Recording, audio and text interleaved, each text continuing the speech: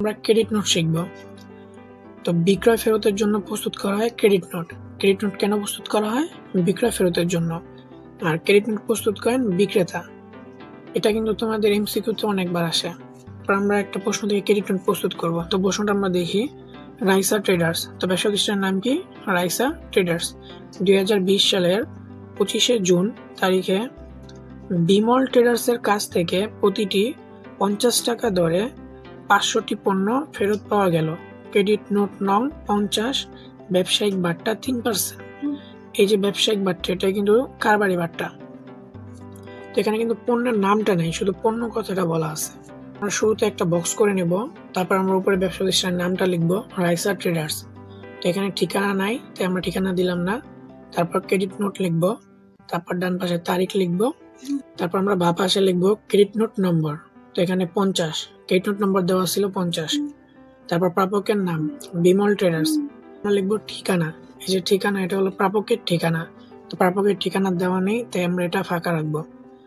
তো এখানে লিখবো সূত্র ডেবিট নোট। কেন?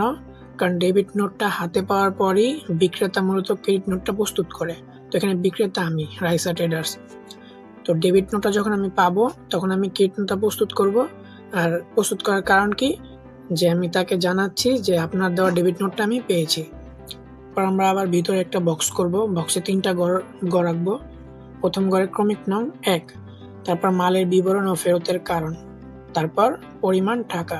তো মালের বিবরণ ও ফেরতের কারণে আমরা লিখব, প্রতিটি 50 টাকা দরে 500টি পণ্য ফেরত পাওয়া গেল এবং উক্ত মালের মূল্য দ্বারা আপনাদের হিসাবকে ক্রেডিট করা হলো।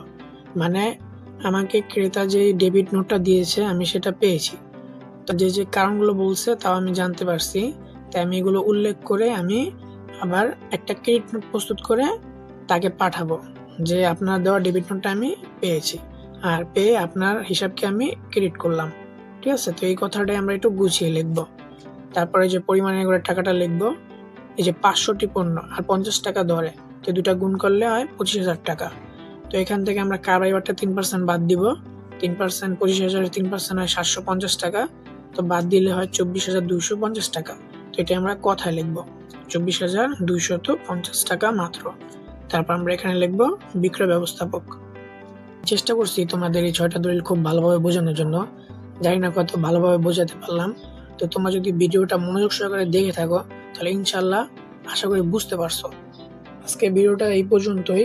সবাই ভালো থাকো। আল্লাহ হাফেজ। আসসালামু আলাইকুম।